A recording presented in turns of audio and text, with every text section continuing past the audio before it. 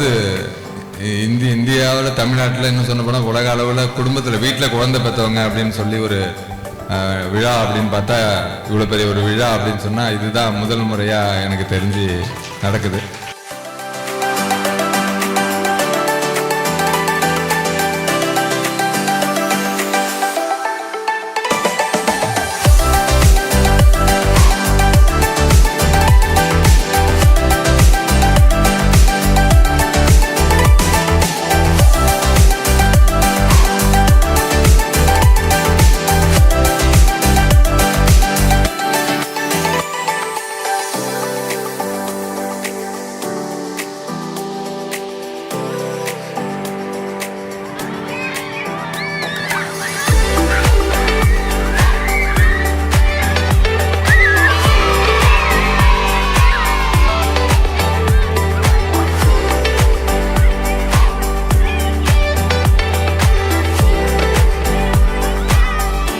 இங்கே வந்திருக்க எல்லாருக்குமே அதான் நோக்கமாக இருக்குது.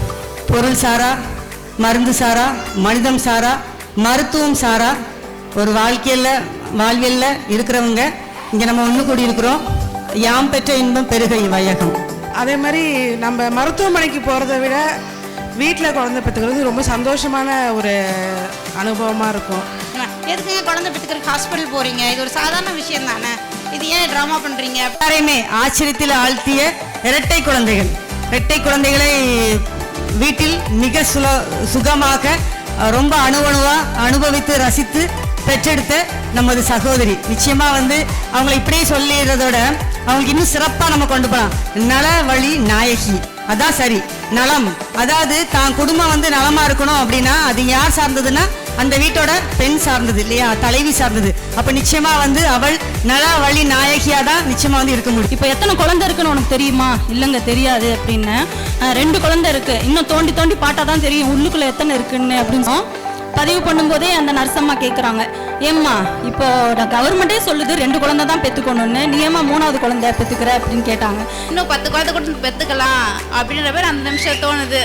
எங்க பெற்றுக்க போகிறது நாங்கங்க, உங்களுக்கு என்னங்க போகுது? நீங்கள் சோறு போட போகிறீங்களா? எங்கள் வீட்டுக்காரர் சம்பாதிக்கிறாரு போகிறாரு, உங்களுக்கு என்னங்க அப்படின்னு. உங்களுக்கு தடுப்பூசி எல்லாம் போடவே இல்லை.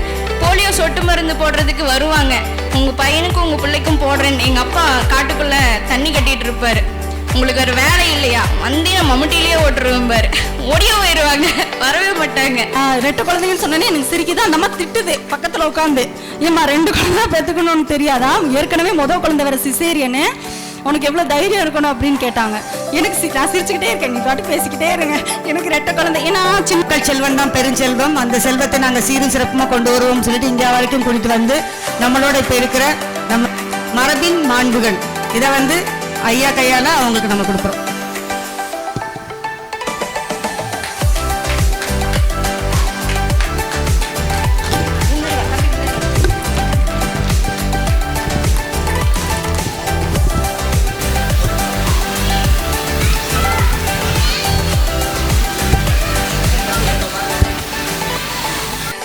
ஆரம்பத்தில் என் கணவர் வீட்டில் குழந்தை பெற்றுக்கிறேன்னு சொல்லி தான் கல்யாணம் பண்ணேன். பெரிய பொண்ணு பார்த்தீங்கன்னா 18 வயசு ஆகுது, முடிய போது 19 வயசு ஆகுது. இதுவரையும் பள்ளிக்கூடம் போனது கிடையாது பெரிய பொண்ணு. அது இந்த மாதிரி நம்ம இந்த கூடுகையை நடத்தணும், இதை கொண்டு போய் சேர்க்கணும் அப்படிங்கிறதுக்கு முக்கிய காரணம், முக்கிய புள்ளி எங்கேருந்து ஆரம்பிச்சிச்சுன்னு தெரியுமா?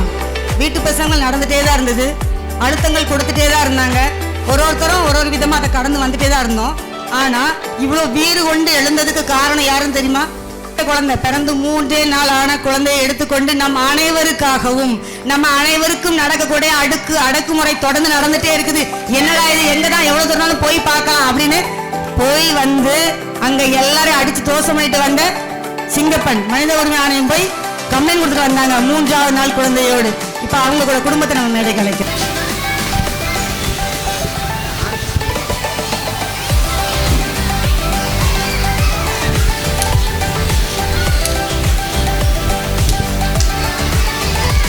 கடுகு சிறுத்தாலும் காரம் சிறுக்காதா?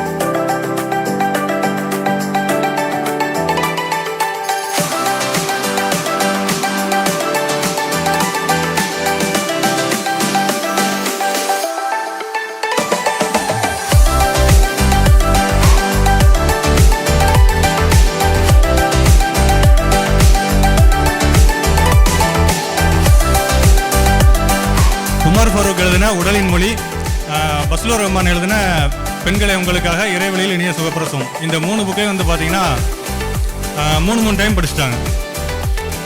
3 டைம் படித்ததில் என்ன ஒரு பயன் அப்படின்னு சொல்லி கேட்டிங்கன்னா, டெலிவரி டைமில் என் ஒய்ஃபிட்ட கேட்குறேன், அம்மா டெலிவரி டைமில் எனக்கு கொஞ்சம் தடுமாற்றமாக இருக்குது, யாராச்சும் கூப்பிட்டா அப்படின்னு சொல்லி கேட்டேன்.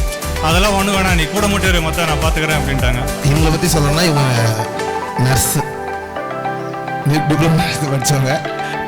பொறுமையாக இருங்க, பொறுமையாக இருந்தால் இயல்பில் தானாகவே நடக்கும். இது ஒரு சாதாரண நிகழ்வு தான், ஆனால் ஒரு ஸ்பெஷலான நிகழ்வு. அப்புறம் இன்னொரு முக்கியமான விஷயம், மருத்துவத்துறையிலேருந்து போலீஸ் துறையிலேருந்து உங்களுக்கு வந்துட்டு ரொம்ப தொந்தரவு பண்ணுவேன்னு சொல்லுவாங்க.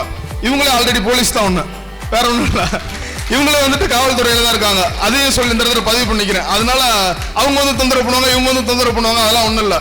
ஸோ எதுவாக இருந்தாலும் இதில் மேஜர் டிசிஷன் எடுக்கிறது பொண்ணுங்க தான், உங்கள் கையில் தான் இருக்குது. பசங்க பாவம் விருப்பப்பட மட்டும்தான் முடியும், உங்கள் தாங்க தான் முடியும். பட் டிசிஷன் மேக்கிங் மொத்தம் அதில் பொண்ணுங்க கிட்ட தான் 95% இருக்குது. ஸோ நீங்கள் தான் எல்லாம் ஸ்ட்ராங்காக இருக்கணும். அண்ட் அனதர் திங் சொல்ல வேண்டிய விஷயம் என்னென்னா, hats off to all Tamil girls. இந்த தமிழ்நாட்டில் மட்டும்தான் இந்த அவேர்னஸ்ன்றது உங்களுக்கு நல்லா வருது. ஒரு பொண்ணுக்கு இப்படி ஆனால் எனக்கு ஏன் ஆகலை, நானும் என்னோட சந்ததிக்கு நான் கொடுக்குற பெஸ்ட் கிஃப்ட் இதுதான். மற்றவங்கெல்லாம் சொத்து மட்டும்தான் சேர்த்து வைக்கிறாங்க.